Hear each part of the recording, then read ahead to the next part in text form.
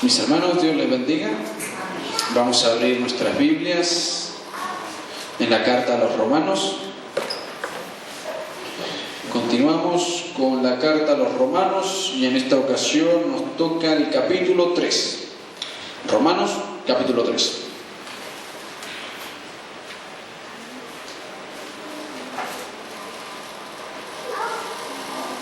Vamos a leer del versículo 1 al versículo 8.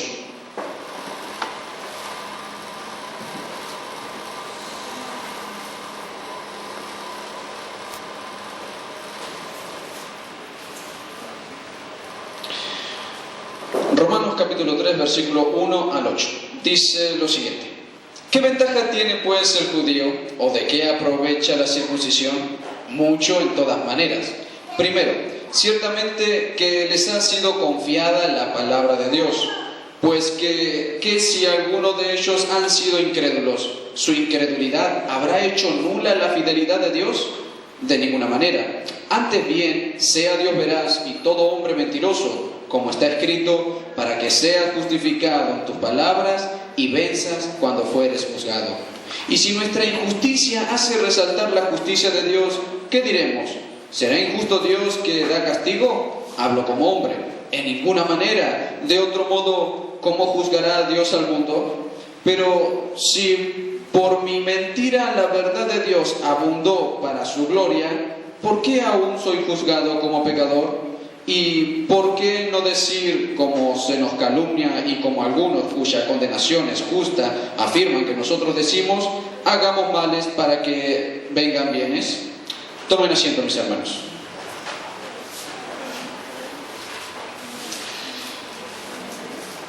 Romanos capítulo 1, el Señor nos hablaba sobre el Evangelio, nos hablaba sobre la culpabilidad del hombre. Romanos capítulo 2 nos enseñaba sobre cómo el hombre moral estaba condenado. Y ahora cómo el hombre judío, el del pueblo, el remanente que Dios había escogido, también eran juzgados como pecadores y estaban todos muertos en delitos y pecados. Y la Biblia nos enseña esto, que para con Dios no hay excepción de persona. Y ahora vamos a ver algo en el capítulo 3 que nos enseña sobre una ventaja. Dios no hace acepción de persona, para nada. Pero Dios, porque escogió a un pueblo, es más, ni siquiera escogió un pueblo, Él se hizo de un pueblo a través de un hombre. Él se armó de un pueblo dándole una promesa a un hombre. Y a ese pueblo le dio ventajas. Y Pablo en este capítulo, en el inicio del capítulo 3, nos va a decir algo sobre esas ventajas. Y son ventajas extraordinarias, que tienen por ser escogidos de Dios, que tienen por ser aquel pueblo que Dios le concedió la palabra suya. Pablo ahora nos va a describir una ventaja que está por sobre cualquier otro ajeno al pueblo de Israel. Esta ventaja, este beneficio que Dios puso exclusivamente para ese pueblo es su palabra. Capítulo 3, versículo 1 dice: ¿qué ventaja tiene pues el judío, o de qué aprovecha la circuncisión? Mucho en todas maneras, dice el versículo 2. Y cuando dice mucho y en todas maneras, Pablo apela a una palabra que en el griego quiere decir de cualquier dirección. Es decir, desde el punto que nosotros queramos mirar al pueblo de Israel, hay una ventaja que no importa de dónde la miramos, va a ser abundante. ¿Cuál es esa ventaja? La dice en el mismo versículo 2. Primero, ciertamente que les ha sido confiada la palabra de Dios. ¿Por qué esa es una ventaja? Muy simple. Porque el Dios verdadero revela su voluntad a un remanente. Y su voluntad es para agradar al Dios verdadero. Es decir, que los que están en incredulidad, aquellos que sirven a ídolos, jamás van a poder agradar a Dios. Sino que deberían de reconocer que aquel Dios, el de ese remanente, el Dios del pueblo de Israel, es el Dios verdadero. Como hizo Ruth. Ruth, una moabita, entendió que el Dios de los israelitas era el verdadero Dios. ¿Qué pasa en esto? Dios, por misericordia, también concede ventaja a aquellos que creen en la palabra del Dios de ese pueblo. ¿Saben por qué? Porque hay que creer en la palabra de Dios para ser salvo. Y a veces los judíos llegaban al punto tal de decir, no, por ser descendientes de Abraham ya somos salvos. Y Jesucristo, en un momento en que los confronta, le dice, vosotros sois de vuestro padre el diablo, porque si no harían las cosas que vuestro padre Abraham hace. Pero no, vosotros queréis matarme. Y la palabra de Dios nos enseña algo muy importante. En la palabra de Dios vamos a ver expresada la voluntad de Dios para con el hombre. Lo que Dios quiere para el hombre. ¿Para qué nos hizo? ¿Cuál es su propósito? El propósito del hombre en esta tierra. Por eso cuando nuestro pastor, el pastor de BBN, de la radio BBN, predicaba, me hacía recordar mucho a lo que hoy día vamos a estar tocando. El propósito de Dios para el hombre. Y si bien no vamos a tocarlo en cuanto al proyecto, en cuanto a lo que está a futuro, sí vamos a tocar el tema que Pablo nos muestra acá, que es un beneficio por el hecho de escuchar la palabra de Dios. Y vamos a ver que en este tramo, en estos 8 versículos, hay un beneficio, y hay un beneficio que lleva para salvación, y este beneficio que lleva para salvación también nos puede llevar para una condenación y un juicio mucho peor. ¿Por qué? Porque lo que va a decir es que al pueblo de Dios, al pueblo de Israel, se les dio una ventaja, y estos tienen una ventaja por sobre cualquier gentil, que es escuchar, tener la voluntad de Dios, en decir la palabra de Dios. Pero dice que, ¿acaso si ellos fuesen incrédulos? Y mejor traducido es infiel, porque luego lo contrapone cuando dice, ¿será Dios infiel? ¿Por qué? Porque el que oigan no significa que sean hacedores de la palabra. No significa eso. Por eso el hecho de que oigamos no es garantía de que seamos salvos. Nosotros no actuamos para ser salvos, no hacemos acciones para ser salvos. Las cosas que nosotros hacemos, orar, estudiar la Biblia, son evidencias de que somos salvos. Es consecuencia de que somos salvos. Los judíos hacían toda una serie de actos religiosos y por eso creían que ellos eran salvos. Y se remitían a su padre, a su patriarca, a su referente más grande, Abraham. Y nuestro Señor Jesucristo, cuando los confronta, les dice muy claramente que no se trata de ser descendiente. Se trata de que procedamos conforme a la fe.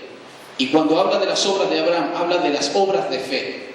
Porque no se es salvo por obras. Y la Biblia nos enseña continuamente esto. Ahora, en estos versículos estábamos viendo que la palabra nos puede dar salvación. ¿Por qué? Porque es poderosa para salvar a todo aquel que cree.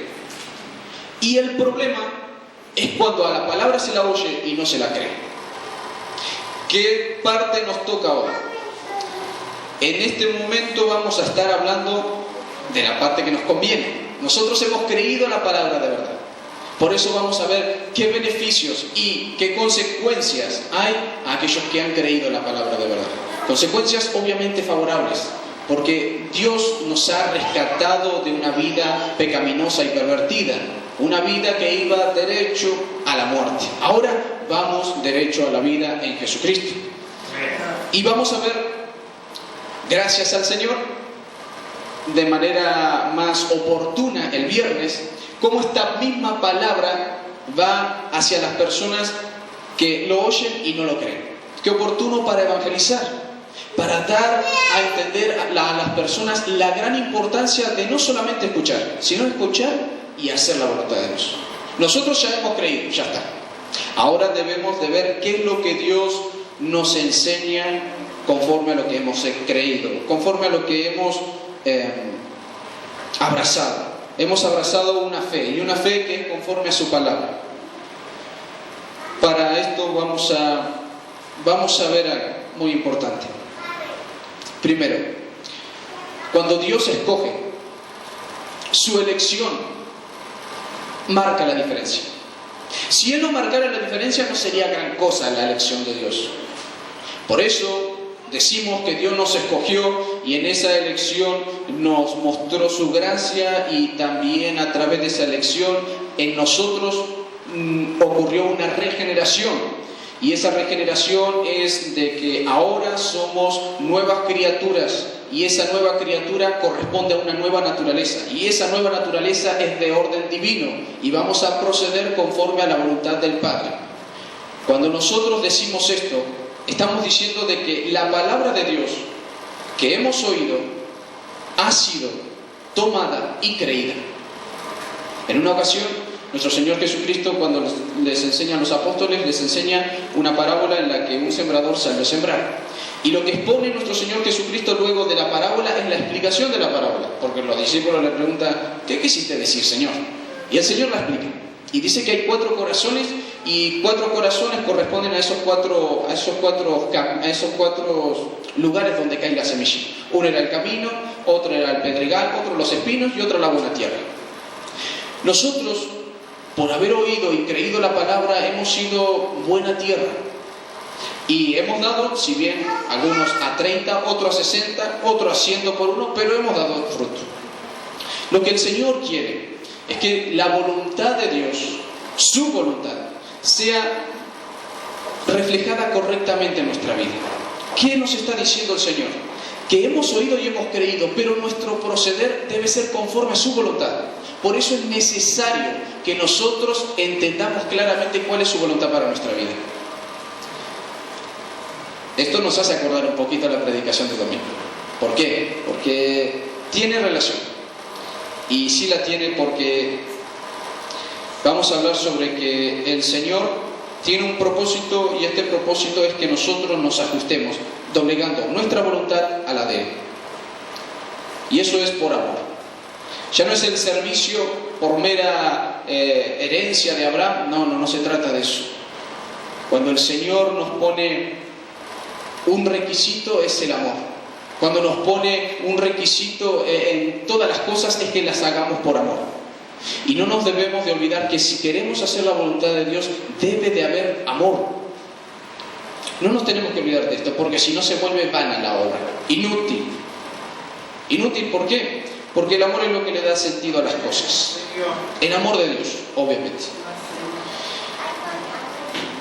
Leemos entonces, dice el versículo 3, pues que si alguno de ellos han sido incrédulos, su incredulidad habrá hecho nula la fidelidad de Dios. Y ahí incredulidad es mejor traducido como fidelidad. ¿Saben qué, mis hermanos? Lo que nos enseña la palabra es que aunque nosotros seamos infieles, Él permanece fiel. Pero Él es alguien que nos da promesas condicionales. Cuando nos da promesas, sus promesas son conforme a nuestro proceder. ¿Por qué? Porque nosotros exigimos promesas muchas veces, pero el Señor primeramente tiene una demanda. Y su demanda siempre requiere obediencia. Por eso nuestras vidas, hijos que hemos oído y creído, deben de proceder conforme a la obediencia. No conforme al sentimentalismo. Porque hoy me puedo sentir eufórico y mañana medio cabizbajo.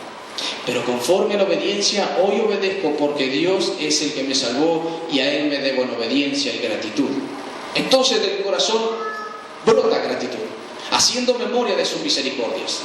Eso es algo que debe ser una buena costumbre en nosotros, recordar lo que Dios ha hecho por nosotros.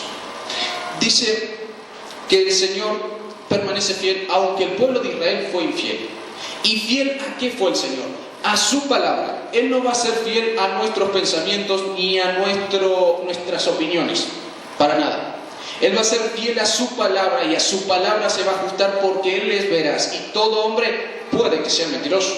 Antes es Dios veraz. Todo hombre sea mentiroso antes de que Dios mienta. Todo hombre sea tomado como errado antes de que Dios erre. No puede Dios errar. Él es veraz. Él es inmutable en el tiempo y su carácter no cambia. Y su inmutabilidad hace que Él sea veraz ahora y por los siglos. Por eso podemos descansar en las promesas de que Él viene pronto. Él dijo que iba a liberar a su pueblo y lo liberó. Él dijo que iba a castigar al pueblo de Egipto y lo castigó. Y Él también es poderoso para cumplir sus promesas luego de la liberación de Egipto, durante el periodo de los jueces, de los reyes. durante los últimos profetas, durante el periodo de Jesucristo, Él cumplió muchísimas profecías. Y su palabra debe de ser tomada por nuestras vidas de manera tal que digamos que Él tiene, valga la redundancia, la última palabra. ¿Por qué debe ser así? Decir que no importa lo que acontezca, lo que Dios diga, eso se va a hacer. Porque estamos concibiendo a un Dios que tiene el control de todas las cosas. Que si Él dijo algo allá en el tiempo de Abraham, tu descendencia será como el polvo de la tierra, y aquel que cuente el polvo de la tierra también podrá contar tu descendencia, y así fue. ¿Quién va a poder contar la descendencia de Abraham? Nadie, es imposible. Que empiece a contar los granitos de la tierra. Cuando llegue al fin, recién ahí va a poder. Es impresionante. Porque aquel Dios, el Dios de Abraham, de Isaac y de Jacob, también es el nuestro. Y Él va a cumplir su palabra. Y vamos a ver algo muy importante. Primero, esta elección es por gracia y por amor. Cuando Dios nos eligió y en esa elección decidió presentarnos su evangelio y su palabra para nuestra vida, es por gracia, no es por otra cosa. Cuando su palabra viene a nuestra vida, debemos de entender que Él la dio por gracia. Por eso, por gracia debemos de darla. Ha sido por amor, y conforme al amor de Dios debemos de actuar. No podemos salirnos de la palabra de Dios. Cuando nos salimos de la palabra de Dios, vamos a errar. Vamos a errar, y de seguro. ¿Saben por qué? Porque las palabras que no son de Dios no son espirituales. Las únicas palabras que obran conforme al Espíritu de Dios son estas. Y estas nos ajustan a la voluntad de Dios. Por eso Dios respalda a los que proceden a su voluntad, y no conforme a su opinión, no conforme a su sentimentalismo, sino conforme a la obediencia de la palabra. Dios es fiel para con su palabra y no para con lo que a nosotros nos ocurra. Él es fiel, por eso perseveremos en la fe. No seamos fluctuantes, no seamos inmaduros, inconstantes, y hasta el día de hoy con 15, 20 o 30 años en el Evangelio repitiendo el mismo error. Seamos gente que madura, que da fruto. Romanos capítulo 3, versículo 1 y 2 nos dice del beneficio de la palabra que tienen los judíos, que tiene el pueblo de Israel, y solamente es por gracia. Tiene ese beneficio. Pero en el capítulo 9, versículo 4 y 5, vamos a leer algunos beneficios más. Dice, porque la palabra de la promesa es esta: por este tiempo vendré y Sara tendrá un hijo. Esa es el versículo 4 dice, vamos a leer a partir del 3. 9:3 dice, porque deseara yo mismo ser anatema, separado de Cristo, por amor a mis hermanos, los cuales son mis parientes según la carne, que son israelitas, de los cuales son la adopción, la gloria, el pacto, la promulgación de la ley, el culto y las promesas, de quien son los patriarcas, y de los cuales, según la carne, vino Cristo, el cual es Dios sobre todas las cosas, bendito por los siglos. Amén. Fíjense si no tienen beneficio el ser escogido de Dios. Un pueblo que Dios levantó y le puso primeramente la adopción, la gloria, el pacto, la promulgación de la ley, el culto, las promesas. Los patriarcas proceden del pueblo de Israel, de los cuales, según la carne, viene Cristo. Fíjese lo que provoca el que Dios escoja para vida. No queriendo que ningún hombre perezca, sino que todos procedan al arrepentimiento. Fíjese lo que está en la voluntad de Dios, que todos procedan al arrepentimiento para vida. Pero lo único que hace que nuestro corazón proceda al arrepentimiento es primeramente oír la palabra de Dios. Si nos hemos hecho objeto del amor de Dios, para que en nosotros la palabra de Dios sea aquella que da fruto al 30, 60% por uno, porque nosotros lo damos, es para que luego nosotros seamos un punto de donde proceda la palabra de Dios. Es como ser la fuente que es llenada para que luego de esa fuente corra agua, y esa agua es para vida. Seamos luz porque tenemos palabra de Dios, no por otra cosa, y vamos a ser luz. cuando palabra de Dios hablemos. Si vemos todos estos beneficios para el pueblo de Israel, ¿cuántos beneficios vemos en nuestras vidas? Por eso hagamos memoria de la misericordia de Dios. Porque cuando leemos la palabra de Dios y la pasamos muy a la ligera, a veces nos olvidamos del beneficio que es la palabra de Dios. Siempre que la estuvimos necesitando, nos consoló, nos restauró, fortaleció, nos corrigió, nos capacitó. Por eso tengámoslo siempre en cuenta. Es esta palabra la que en nosotros produce el que podamos proceder conforme a su voluntad, conforme a la voluntad de Dios. No hay otra guía. Al no haber otra guía, es necesario que solamente de ella nos saturemos. Y la ventaja que tiene el pueblo de Israel, ¿saben por qué ahora la tenemos nosotros? Porque Dios tiene provisión de salvación para todos. Nosotros hemos oído palabra de Dios, y la que hemos oído ha sido una palabra de salvación.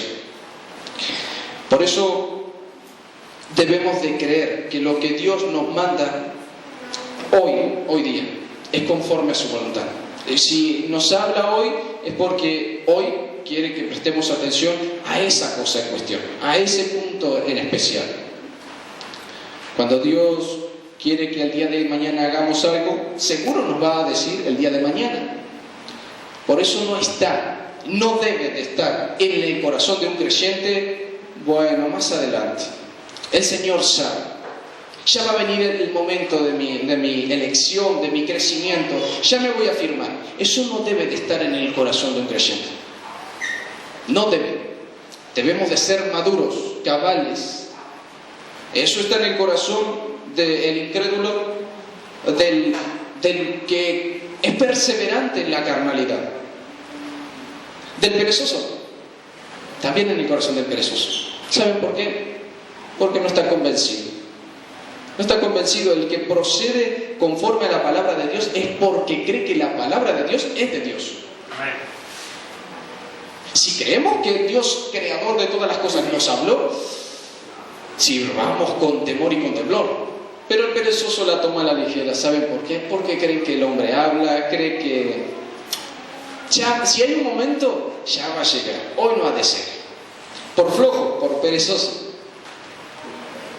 Seamos sabios, seamos temerosos de Dios. Dios expone su voluntad. Y la voluntad de Dios para el hombre es que Él sea glorificado en Cristo. ¿Saben por qué? Porque no hay otra manera de que nosotros podamos glorificar a Dios. Fuera de Cristo no hay manera de que nosotros demos gloria a Dios. Porque nada podemos hacer sin Cristo. Fuera de mí, nada podéis hacer. Si nosotros queremos agradar a Dios, hay una sola manera, estando en Cristo. De otra manera no se puede. No hay forma, porque no se puede llegar a Él. Al Padre no se puede llegar sino solamente por medio de Jesucristo. Entonces, si queremos estar en la voluntad de Dios, debemos de estar en Cristo. ¿Cómo es estar en Cristo? Primera de Corintios, capítulo 1, versículo 22. Primera de Corintios, capítulo 1, versículo 22. Nos dice lo siguiente. Porque los judíos piden señales y los griegos buscan sabiduría, pero nosotros predicamos a Cristo crucificado. Para los judíos ciertamente tropezadero y para los gentiles locura. Mas para los llamados, así judíos como griegos, Cristo, poder de Dios y sabiduría de Dios. ¿Qué pasa con esto? ¿Qué es Cristo? ¿Qué es estar en Cristo? Cristo, para los llamados, así judíos como griegos, Cristo se hace en nuestra vida sabiduría de Dios y poder de Dios. ¿Por qué? Porque agradó a Dios salvar a los creyentes por una locura que para los elocuentes no puede entrar en sus cabezas. ¿Saben por qué? Porque es el proceder conforme a la fe y no conforme a la lógica o entendimiento. Por eso cuando creemos y actuamos, no hay forma de que nos creamos algo, porque es por fe. Cuando vemos que debemos estar en Jesucristo, vamos a ver el poder de Dios y la sabiduría de Dios. Cristo se hace en nosotros poder y sabiduría. Porque los pensamientos de Dios, esos pensamientos, como son más altos que los cielos, así como altos son los cielos, así son el hecho de creer en Jesucristo. Son sublimes. Son un proceder que solamente a Dios se le puede ocurrir. Por la muerte de un justo, salvar a todos los pecadores. Si comprendemos esto, vamos a entender qué es estar en Cristo. El estar en Cristo es obrar conforme al pensamiento de Dios. ¿Y qué es el poder de Dios que está en Cristo? ¿Cuál es? El creer que es para salvación. Allá ya lo dijo Pablo en Romanos capítulo 1, versículo 16. Jesucristo es poder para salvación a todo aquel que cree. ¿Por qué es poderoso? Porque es el único que tiene al personaje central que murió y resucitó al tercer día. Venciendo la muerte, todo aquel que cree, aunque esté muerto, vivirá. Porque Él venció la muerte. Y porque Él la venció, nosotros somos justificados. Es algo que no se puede asimilar sin fe. ¿Por qué? Porque no podríamos concebir al Jesucristo crucificado. Debemos de verlo por fe. Los que fueron antes de Cristo lo veían por fe en el Cristo que ha de venir, los contemporáneos en el Cristo que está y nosotros en el Cristo que ya vino. Pero todos nos remitimos a una esperanza, el Cristo que vendrá por nosotros. ¿Cómo sabemos esto? Cuando Dios pone de manifiesto su voluntad a los hombres, primeramente quiere que su voluntad esté en Cristo, que sus hijos actúen en Cristo, porque es la única manera de que seamos aceptos delante de Él. Ahora, en Cristo no solamente tenemos el poder hacer la voluntad de Dios acá en la tierra, sino que también tenemos el poder contemplar algo más allá de lo que está en esta tierra. Y cuando vamos a eso, vamos a ver que Pablo nos dice, para los que creen que Hebreos fue escrito por Pablo, vamos a mejor decir, la carta a los Hebreos dice que el proceder nuestro ha de ser como el de un peregrino. Es decir, que no pretendemos instalarnos de manera perpetua, no pretendemos establecer algo en este lugar porque vemos lo perecedero y vano que es. No tenemos el sentido de establecer nuestra vida o los que vienen después de nosotros en este lugar, sino que por medio del ejemplo enseñamos a los que nos rodean que habitamos en tienda, en algo provisorio. Tampoco los peregrinos, y cuando se muestran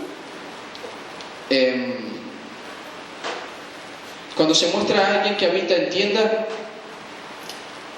cuando se muestra ejemplos de gente que eran personas que se trasladaban de un lugar a otro, un gran ejemplo es Abraham.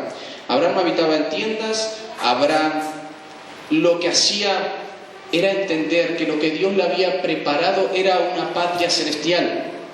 Y cuando vemos esto, vamos a ver que nuestro ejemplo a seguir, Abraham, es alguien que no tenía los cimientos en este lugar. Vamos a Hebreos. Hebreos capítulo 11. Hebreos capítulo 11, versículo 8, dice: porque por la fe Abraham, siendo llamado, obedeció para salir al lugar al que había de recibir como herencia, y salió sin saber a dónde iba. Versículo 9 dice: por la fe habitó como extranjero en la tierra prometida, como en tierra ajena. ¿Qué quiere decir? Que él no encontraba ligadura entre las cosas materiales y su alma. Él no encontraba algo que lo ligara de manera permanente, porque él lo tenía en su corazón. Cuando nosotros anhelamos algo y lo deseamos, ahí está nuestro corazón. Aquello que nosotros atesoramos, ahí está nuestro corazón. Bien, Al parecer Abraham no tomaba al oro como oro, sino como un metal perecedero para administrar las cosas terrenales y ciertamente sirve para administrar lo temporal. Por eso no se envanecía por buscar oro. Y así todo Dios dice que le dio mucho oro, mucha plata, mucho ganado. ¿Por qué miraba Abraham las cosas así? Porque creyó a Dios. Si nosotros hemos creído en Dios y en su palabra, nuestro proceder en esta tierra debe ser conforme a su voluntad. Y nuestra esperanza debe ser conforme a la de Abraham, aquel que miraba por delante y decía, esta herencia ciertamente es ajena a mí. No es la mía, sino que la mía es una celestial. Vamos a leer el versículo 13, dice: conforme a la fe murieron todos estos, sin haber recibido lo prometido, sino mirándolo de lejos y creyéndolo y saludándolo y confesando que eran extranjeros y peregrinos sobre la tierra. ¿Qué hacían? No solamente creían, no solamente lo ojeaban allá con una fe extraordinaria, sino que lo hablaban. Dice que lo divulgaban. La fe de Abraham no solamente era una fe vivida, sino una fe confesada, hablada. Tal vez con alguno que otro siervo, de esos 300 y tantos siervos que en un momento llevó para ir a rescatar a Lot, tal vez se ponía a hablar con uno de sus siervos y les hablaba del Dios Altísimo. Cuando nosotros vivimos conforme a la fe, debemos de tener una esperanza de tal manera que no nos liguemos a las cosas materiales. Cuando nos ligamos a las cosas materiales, tenemos la tendencia de errar, porque no procede a la fe. Lo que no procede a la fe es pecado. Abraham no se ligaba a estas cosas, porque tenía la vista puesta en las cosas de arriba. Nosotros somos llamados a poner la mira en las cosas de arriba y no en las de la tierra. Sí hemos resucitado juntamente con Cristo. ¿Saben qué? La Biblia no nos va a exigir que pongamos la mira en la cosa de arriba si no hemos resucitado juntamente con Cristo. Pero esta palabra es para los que han resucitado juntamente con Cristo. Si hemos resucitado juntamente con Cristo, poned la mira en las cosas de arriba y no en las de la tierra. Porque nuestra vida está escondida en Cristo. Ahí está metida nuestra vida. Y si tenemos esperanza de vida es porque estamos en Cristo. Cuando nuestra vista se inclina un poco a un lado o al otro, se nubla un poco nuestra esperanza. Y lo que nos rodea llega a turbar nuestra alma. Y lo que nos rodea hasta nos desesperanza. Cuando inclinamos un poquito a la derecha o a la izquierda, nuestra vista de nuestro Señor Jesucristo, nuestra alma llega hasta turbarse con miedo hacia los hombres, con miedo a las circunstancias y hasta nos ahogamos en un vaso de agua. ¿Por qué pasa esto? Porque nos falta constancia. A todos nos falta fidelidad. Pero por nuestra fidelidad ¿se hará nula la fidelidad de Dios? De ninguna manera, dice Pablo. Por eso, aunque seamos infieles, creamos en la palabra que también dice, primera de Juan, capítulo 1, versículo 9, que si confesamos nuestros pecados, Él es fiel y justo para perdonarnos. Nos abrazamos a la palabra de Dios constantemente, erremos o no, Él es fiel para enderezar nuestras veredas. Si lo reconocemos en todos nuestros caminos.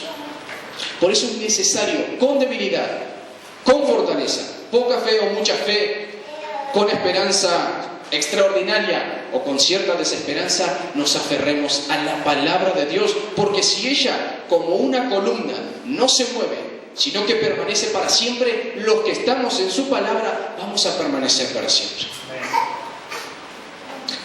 Esto es para los que han resucitado juntamente con Cristo, no es para otros.